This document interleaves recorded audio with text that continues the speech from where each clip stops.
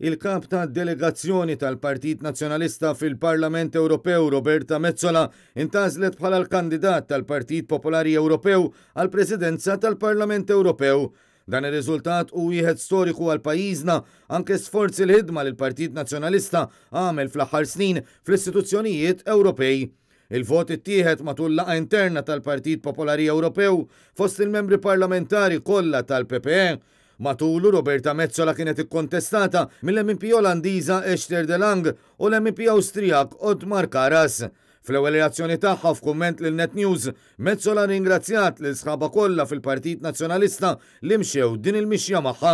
Nirringrazzja lill-Partit Nazzjonalista, lill-Kap tal-Partit Nazzjonalista, lill-kollegi, lid-deputati, lill-attivisti tagħna kollha li tant imxew din il-mixja miegħi. Għad baqgħna biex naslu imma bikom intkom timlewni b'kuraġġ kbir biex nagħmlu il-pass li jmiss. Grazzi ħafna u grazzi lin-Net Television u lill-ġurnalisti kollha tagħna. Barra minn hekk irringrazzjat ukoll l-MPs tal-Partit Popolari Ewropew għal fiduċja li wrew fiha matul dan il-proċess demokratiku fil-waqt li tenniet li se tkompli l-impenn tagħha għall-Unjoni Ewropea aħjar. Kif ħareġ ir-riżultat, jiena qdet mal-President tal-PPE Manfred Weber f'konferenza tal-aħbarijiet li matula qalet li jekk tingħata l-fiduċja fil-Presidenza se tara li tibni l-pontijiet meħtieġa għall-Parlament Ewropew aktar b'saħħtu.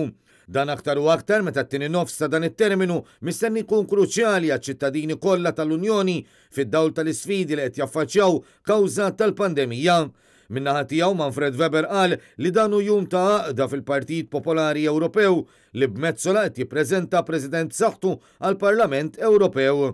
If I may say, if she will be elected, and I am sure that she will be elected, she will be the youngest president in the history of the European Parliament. Also an aspect which I want to underline when we present today Roberta Metsola as a strong and convincing candidate for becoming president of this institution. Weber innota kif wara 20 sena il-PP qed jippreżenta kandidat għal presidenza minn pajjiż li mhux wieħed mill-kbar fid-daqs, kandidat li qed toffri viżjoni ċara. Minn fost il-174 membru parlamentari Ewropew li vvotaw, Roberta Metsola kisbet aktar minn 64% tal-voti.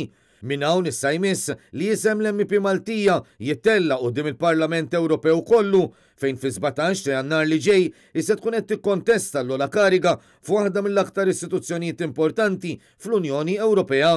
Fil-passat il-Parlament Ewropew kellu biss żewġ nisa eletti bħala presidenti, it-tnejn Franċiżi, bl-aħħar waħda ntażlet 20 sena ilu. Jekk xarejn oħra Roberta Metsola tkun eletta bħala President tal-Parlament Ewropew, iżem pajjiżna jkun jista' jerġa' jibda jieħu il-preġu Ewropew li jixraqlu u lill Partit Nazzjonalista minn dejjem ħadem biex dan iseħħ. Fl-ewwel reazzjoni tiegħu għal din l-aħbar, il-kap tal-Partit Nazzjonalista Bernard Grech feraħ lil Roberta Metsola u sostna li reġgħet għamlitna kburin li aħna Maltin. U saħaq li din il-votazzjoni mhux biss ir-rikonoxximent għal Metsola iżda għal pajjiż kollu. Fil-waqt li fakkar kif fl-aħħar snin jagħmlet isem kemm għalija kif ukoll għal pajjiżna billi ddefendiet il-valuri Ewropej tal-libertà u tal-ġustizzja.